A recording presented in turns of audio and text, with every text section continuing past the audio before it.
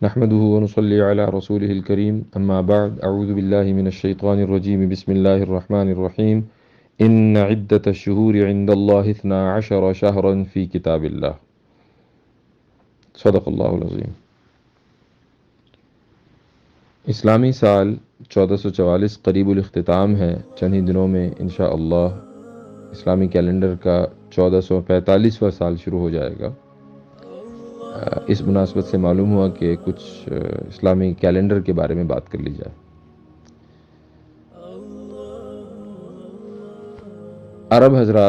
عرب کے لوگ حضرت ابراہیم علیہ الصلوۃ والسلام اور حضرت اسماعیل علیہ الصلوۃ والسلام کی نسل سے ہوا کرتے تھے، اس لیے وہ ان کی نبوت اور رسالت کا اقرار کرتے ہوئے ان کی شریعت پر چلنے کا دعویٰ کرتے تھے، اور وہ حضرات اپنی عبادات چاند کے مہینوں کے حساب سے ادا کرتے تھے، مگر جب ایک عرصہ گزرنے کے بعد ان پر دین سے دوری غالب آئی اور عبادتیں رسم و رواج بن گئیں۔ حج عبادت اور بندگی سے زیادہ ایک سالانہ میلہ بن گیا۔ تجارت میں خوب نفع کمانا، شعر و شاعری اور نسب و فخر کرنا، یہی سب حج کا اصل مقصد اصلی ہو گیا، تو حج کا تمام موسموں میں گھوم پھر کر آنا عربوں کو نقصان دہ معلوم ہونے لگا۔ ظاہری بات ہے، کسی بھی قسم کا تجارتی میلہ اسی زمانے میں مناسب معلوم ہوتا ہے جب تمام لوگ ہر طرح کے کام اور مشغولیت سے فارغ ہو کر جیبوں میں پیسے ڈال کر اس میلے میں شریک ہوں۔ تجارت کرنے کے لیے سب سے بہترین ٹائم وہ ہوا کرتا ہے کہ جس وقت تاجروں کے پاس مال تجارت کا اچھا خاصا ذخیرہ موجود ہو، موسم بھی نہ زیادہ ٹھنڈا ہو نہ زیادہ گرم ہو، تاکہ دور دور سے جو ہیں لوگ آ سکیں۔ اس لیے اس سے فائدہ اٹھانے کے لیے، حج کے موقع میں تجارت سے فائدہ اٹھانے کے لیے اس وقت کے لوگوں نے، دور جاہلیت کے لوگوں نے، ابراہیم علیہ الصلوۃ والسلام کے زمانے سے حج اسلامی چاند کے مہینوں کے مطابق ہوا کرتا تھا، اس میں رد و بدل کرنی شروع کی۔ حساب تو انہوں نے چاند ہی کا باقی رکھا، لیکن حج کو تمام موسم میں گھوم پھر کر آنے سے روکنے کے لیے انہوں نے ہر تیسرے سال میں ایک مہینہ بڑھا کر 13 مہینے کا سال ماننے کا سسٹم ایجاد کیا، اور لونر کیلنڈر کو سولر کیلنڈر کے مطابق کرنے لگے تاکہ حج ہمیشہ ایک ہی موسم میں آتا رہے۔ یہ تفسیر کبیر کے حوالے سے یہ بات کہہ رہا ہوں۔ دوسری گڑبڑ انہوں نے یہ کی کہ ان کی شریعت میں بھی، یعنی ایام جاہلیت میں بھی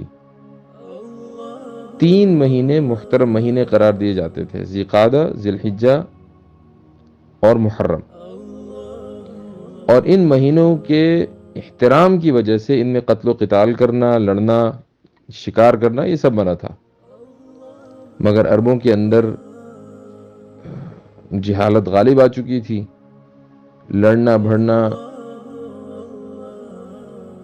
لوگوں کو لوٹنا ان کی عادت بن گئی تھی، اور چونکہ قبائلی زندگی تھی، ہر وقت کوئی نہ کوئی قبیلہ کسی نہ کسی قبیلے سے لڑتا ہی رہتا تھا اور اس کے بہانے بھی تلاش کرتا تھا۔ چنانچہ جب کسی قبیلے کو کسی قبیلے سے لڑنے کا موقع محرم میں مل جاتا تو ان کا سردار اعلان کرتا کہ اس سال ماہ محرم محترم نہیں ہوگا، بلکہ اس کی جگہ سفر کو ہم محترم قرار دیں گے۔ مزید ضرورت پڑتی تو کہہ دیتا، اعلان کر دیتا کہ سفر بھی نہیں بلکہ ربیع الاول کا مہینہ محترم قرار دیا جائے گا، اور لڑائی جاری رہتی۔ کبھی کہتے کہ اس سال سفر کا مہینہ پہلے آ گیا ہے، کبھی کہتے کہ محرم کا مہینہ بعد میں آئے گا، یا لڑتے لڑتے 10 مہینے گزر جاتے۔ اب سال کے صرف 2 مہینے ہی باقی رہ جاتے تو سال کے مہینوں کی تعداد بڑھا کر ایک سال کو 14 مہینے کا مان لیتے۔ 10 مہینے تو لڑتے رہتے، باقی 4 مہینے محترم قرار دے لیتے۔ اس ہیلہ بازی سے انہوں نے محترم مہینوں کی تعداد پوری کر کے ایک ہیلہ کر کے گویا کہ شریعت کی اپنی وہ اس وقت کی شریعت کی پابندی کی ظاہری شکل نکال لی، اور اس وجہ سے اصل محترم مہینے اپنی جگہ سے ہٹ کر کہیں کے کہیں چلے گئے۔ قرآن کریم میں مشرکین کے، کفار مکہ کے اسی عمل کو نسی کہا گیا، جو کہ حرام ہے اور مزید کفر کی طرف لے کر جانے والا ہے۔ یہی سلسلہ، نسی کا یہ سلسلہ مہینوں کا آگے پیچھے کرنا کہ جس کی وجہ سے محترم مہینے ذی الحجہ کا مہینہ اپنی جگہ سے ہٹ گیا، یہ سلسلہ 8 ہجری تک، رسول اللہ صلی اللہ علیہ وسلم کی ہجرت کرنے کے 8 سال بعد تک، فتح مکہ تک جاری رہا، کیونکہ خانہ کعبہ کا انتظام مشرکین مکہ کے ہاتھ میں تھا۔ اس لیے جس وقت وہ حج کا اعلان کرتے، لوگ اسی وقت حج کے لیے تشریف لاتے تھے، حج کے لیے آیا کرتے تھے۔ فتح مکہ کے بعد 9 ہجری میں جب آپ صلی اللہ علیہ وسلم حضرت ابوبکر صدیق کو امیر حج مقرر کر کے اور مشرکین عرب سے برات کا اعلان کرنے کے لیے مکہ مکرمہ روانہ کیا، اس سال جن دنوں میں حج ہو رہا تھا وہ حقیقت میں عربوں کی گڑبڑ کی وجہ سے ذی الحجہ کا نہیں تھا، بلکہ ذی قعدہ کا مہینہ تھا، جبکہ حج کا مہینہ ذی الحجہ ہے۔ پھر جب 10 ہجری میں رسول اللہ صلی اللہ علیہ وسلم حجۃ الوداع کے لیے تشریف لے آئے تو اس سال حج قدرتی نظام کے تحت اپنے اصلی دنوں یعنی ذی الحجہ کے ماہ میں ہو گیا تھا۔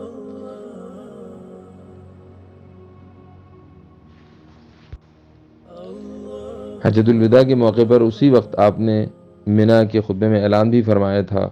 الا ان الزمان قد استدار کہیئتہ یوم خلق اللہ السماوات والارض، سن لو وقت گردش کرتا ہوا ٹھیک اپنے اس وقت پر آ پہنچا ہے جو آسمان و زمین کی پیدائش کے دن اللہ تعالیٰ نے مقرر کیا تھا۔ آپ صلی اللہ علیہ وسلم کے اس اعلان سے مہینوں کے الٹ پھیر کا سلسلہ تو ختم ہو گیا، سسٹم تو ختم ہو گیا، اور عبادتیں ٹھیک وقت پر ادا ہونے لگیں۔ تاریخ اور مہینے کا سلسلہ بھی درست ہو گیا کہ سال کے مہینے صرف 12 ہی ہوں گے، ہر مہینہ اپنی اپنی جگہ پر رہے گا، کسی کو کسی سے بدلا نہیں جائے گا، نہ ہی آگے پیچھے کیا جائے گا۔ چاند دیکھ کر مہینہ شروع کرنے کی جو ہے وہ عمل شروع کیا گیا،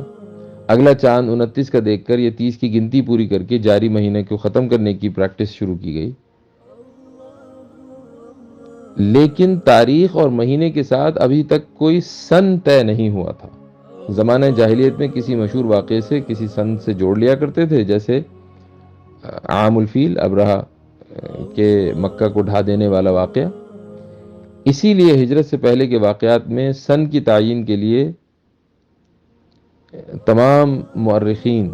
اور سیرت نگار رسول اللہ صلی اللہ علیہ وسلم کی نبوت کو بنیاد بناتے ہیں۔ مثلا پہلی مرتبہ حبشہ کی طرف ہجرت کا واقعہ 5 نبوی میں ہوا اور دوسری مرتبہ حبشہ کی طرف ہجرت 7 نبوی میں ہوئی۔ تو یہ چونکہ رسول اللہ صلی اللہ علیہ وسلم کو جس سال نبوت دی گئی تھی اس کے بعد سے سالوں کو شمار کر کے اس کو جو ہے گویا کہ نبوی کیلنڈر کے اعتبار سے اس کو شروع کیا گیا۔ ہم جو کیلنڈر ابھی استعمال کرتے ہیں، اسلامی کیلنڈر جو استعمال کیا جاتا ہے، اس کی شروعات ایسے ہوئی کہ حضرت امیر المؤمنین عمر فاروق رضی اللہ تعالی عنہ کی خلافت کے 4تھے سال میں کوئی آفیشل ڈاکیومنٹ پیش کیا گیا ان کی خدمت میں، جس پر صرف مہینے کا نام لکھا ہوا تھا۔ حضرت عمر رضی اللہ تعالیٰ عنہ نے یہ دیکھ کر کہا کہ یہ کیسے معلوم ہو کہ گزشتہ سال کے شعبان کا مہینہ مراد ہے یا اسی سال کے شعبان کا مہینہ مراد ہے۔ اسی وقت مجلس شورا منعقد کی گئی، بڑے بڑے صحابہ جمع ہوئے، اکثر نے رائے دی کہ فارسیوں کا طریقہ اپنا لیا جائے، اور اس وقت کے فارسیوں کا بادشاہ مسلمان ہو چکا تھا اور اس وقت وہ مدینہ ہی میں ٹھہرا ہوا تھا، اسے بلایا گیا۔ اس نے کہا ہمارے یہاں تاریخ اور مہینہ لکھا جاتا ہے، سال اس کے یہاں بھی لکھا نہیں جاتا۔ بہرحال یہ بحث باقی رہی کہ سال کی ابتدا کب سے مانی جائے۔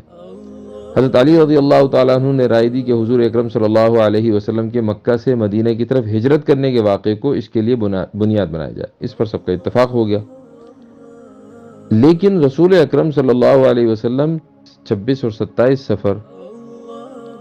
جمعرات کے روز اور جمعرات اور جمعہ کی درمیان کی رات میں ہجرت کے ارادے سے گھر سے تشریف روانہ ہوئے تھے۔ 3 دن غار ثور میں چھپے رہے، پھر یکم ربیع الاول مطابق 13 ستمبر 622 کو غار ثور سے نکل کر 8 ربیع الاول پیر کے دن قبا پہنچے۔ چند دن یہاں قیام کیا۔ قبا سے 12 ربیع الاول مطابق 24 ستمبر 622 بروز جمعہ مدینے کے لیے روانہ ہوئے۔ قبیلہ بنو سالم پہنچے تھے کہ نماز جمعہ کا وقت ہو گیا، جمعہ کی نماز بھی وہیں پر ادا فرمائی، اور یہی اسلام میں پہلا جمعہ بھی تھا۔ اس کے بعد مدینہ منورہ تشریف لائے۔ اس اعتبار سے سال میں 2 مہینے 12 دن گزر چکے تھے، لہذا ہجری کے سال کا آغاز ربیع الاول سے ہونا چاہیے تھا۔